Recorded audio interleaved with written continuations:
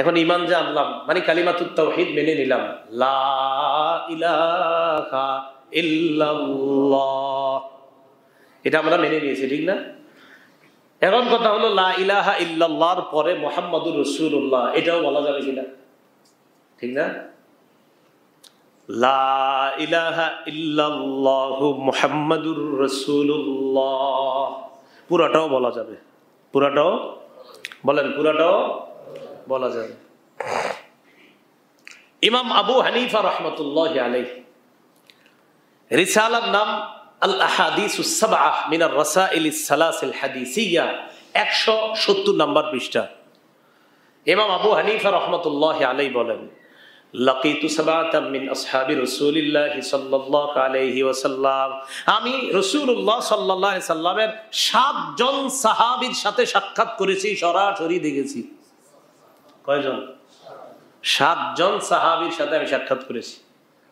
এর মধ্যে একজনকে আমি বলতে শুনেছি, তিনি বলেন, ক্বালা রাসূলুল্লাহ সাল্লাল্লাহু আলাইহি ওয়াসাল্লাম, আল্লাহ নবী বলেন, দাখালতুল জান্নাহ, আমি জান্নাতে প্রবেশ করলাম, ফারাআইতু ফি আরিজিল জান্নাহ লা ইলাহা ইল্লাল্লাহু মুহাম্মাদুর রাসূলুল্লাহ। নবী বলেন, আমি জান্নাতে প্রবেশ করলাম, স্বর্ণাক্ষরে জান্নাতের একটা জায়গায় এই বাক্য লেখা দেখলাম, লা ইলাহা ইল্লাল্লাহ মুহাম্মাদুর রাসূলুল্লাহ। বলা যাবে? আরে পুরাটা বলা যাবে? হ্যাঁ, পুরাটা বলা যাবে, সমস্যা নেই। কিতাবের নাম কিতাবুল আসার লিল ইমামিল আযম আবি হানিফা, বাবুল উদহিয়া, কুরবানি শিরোনাম, 175 নম্বর পৃষ্ঠা। এখানে আসছে, দহা রাসূলুল্লাহ সাল্লাল্লাহু আলাইহি ওয়াসাল্লাম বিকাবশাইনি আমলাহাইন, আল্লাহ রাসূল সাল্লাল্লাহু আলাইহি সাল্লাম দুটি দুম্বা কুরবানি করলেন। কয়টি? যাবাহা আহাদাহুমা আন নাফসিহি, দুইটার মধ্যে একটা জবাই করলেন নিজের পক্ষ থেকে, ওয়াল আখারা আম্মান ক্বালা লা ইলাহা ইল্লাল্লাহু মুহাম্মাদুর রাসূলুল্লাহ সাল্লাল্লাহু আলাইহি সাল্লাম। একটা নিজের পক্ষ থেকে জবাই করলেন, আরেকটা তাদের পক্ষ থেকে জবাই করলেন যারা বলে লা ইলাহা ইল্লাল্লাহ মুহাম্মাদুর রাসূলুল্লাহ, এই বাক্য বলনে ওয়ালাদের পক্ষ থেকে আরেকটা দুম্বা জবাই করছেন। বলা যাবে? আচ্ছা। আর জামিউস সগীর 1 নম্বর খণ্ড 645 নম্বর পৃষ্ঠা। عن أنس بن مالك رضي الله تعالى عنه قال قال رسول الله صلى الله عليه وسلم, আনাস রাদিয়াল্লাহু তাআলা আনহুর বর্ণনা, তিনি বলেন, রাসূলুল্লাহ সাল্লাল্লাহু আলাইহি সাল্লাম ইরশাদ করেন, দাখালতুল জান্নাহ, আমি জান্নাতে প্রবেশ করলাম, ফারাআইতু ফি আরিদাতাইল জান্নাহ সালাসাতা আসতুরিন বিযযাহাব লা বিমাইজ যাহাব। নবীজি বলেন, আমি জান্নাতের মধ্যে স্বর্ণাক্ষরে 3টি লাইন দেখতে পেলাম। কি অক্ষরে? এই জায়গায় আবার বলছে, শোনো শোনো, স্বর্ণের কালি দিয়া না, ডাইরেক্ট স্বর্ণ দিয়া লেখা, বুঝেননি? সোনালী কালারের লেখা না, রাসূল বলেন স্বর্ণ দিয়ে লেখা, বুঝছেন? স্বর্ণের কালি দিয়া না, স্বর্ণ দিয়ে লেখা। বিসমিল্লাহ। স্বর্ণাক্ষরে সেখানে লেখা, আল্লাহ আলহামদুলিল্লাহ। সেখানে 3টা লাইন আমি দেখতে পেলাম, আস-সাতরুল আউয়ালু লা ইলাহা ইল্লাল্লাহু মুহাম্মাদুর রাসূলুল্লাহ।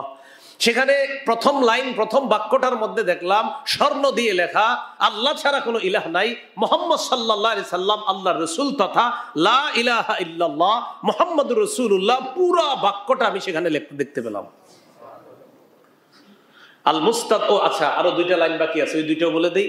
ওয়াস-সাতরুস সানি, দ্বিতীয় লাইনের মধ্যে দেখলাম লেখা, মা কদ্দামনা ওয়াজাদনা, দুনিয়াতে যেই দান সদকা আমরা করলাম, এখানে এসে এটা আমরা পেয়ে গেলাম। সুবহানাল্লাহ। ওয়াস-সাতরুস সালিস, তৃতীয় লাইনের মধ্যে লেখা, উম্মাতুম মুজনিবা ওয়া রাব্বুন গফুর, তৃতীয় লাইনের মধ্যে লেখা, উম্মত গুনাহ করে, রব মাফ করে দেয়। সুবহানাল্লাহ লেখা। তো এই 3টা লাইন আমি দেখতে পেলাম। তাহলে লা ইলাহা ইল্লাল্লাহ মুহাম্মাদুর রাসূলুল্লাহ কেউ যদি পুরাটা বলে কোনো সমস্যা নেই, কেউ যদি লা ইলাহা ইল্লাল্লাহ এতটুকু বলে কোনো সমস্যা নেই, কেউ যদি লা ইলাহা ইল্লাল্লাহ মুহাম্মাদুর রাসূলুল্লাহ বলে কোনো সমস্যা নেই।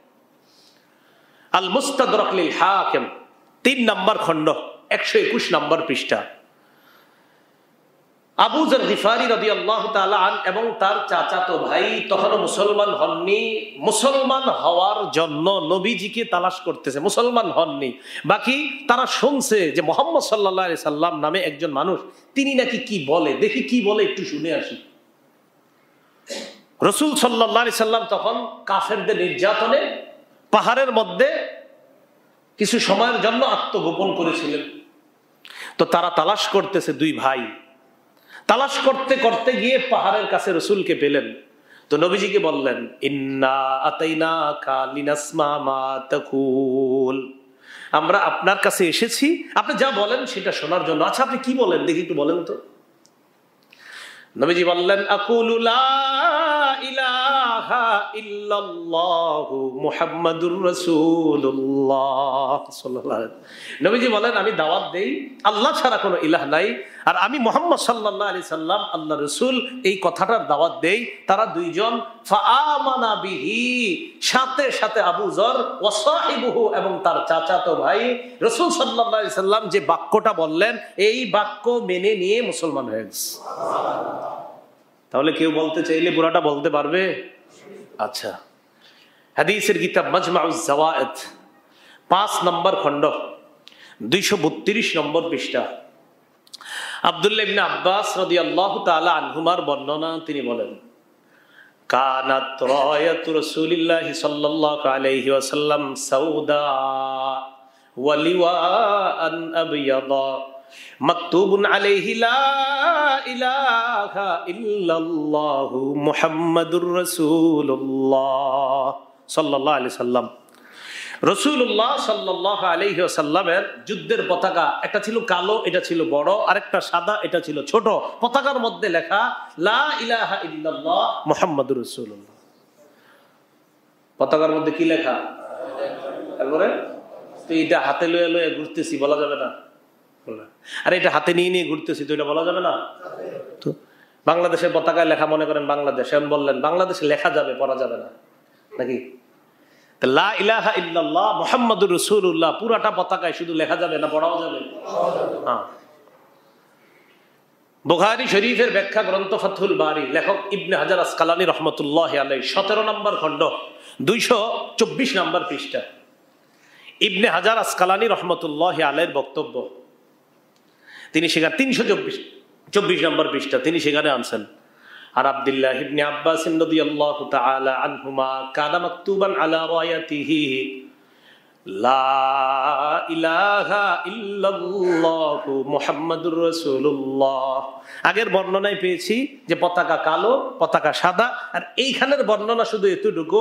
ইবনে হাজার আসকালানী রহমতুল্লাহি আলাইহি বক্তব্যটা ফাথুল বারীতে আনছেন যে আব্দুল্লাহ ইবনে আব্বাস রাদিয়াল্লাহু তাআলা আনহুমার বক্তব্য, তিনি বলেন রাসূলুল্লাহ সাল্লাল্লাহু আলাইহি সাল্লামের পতাকার মধ্যে লেখা ছিল লা ইলাহা ইল্লাল্লাহ মুহাম্মাদুর রাসূলুল্লাহ সাল্লাল্লাহু আলাইহি ওয়াসাল্লাম।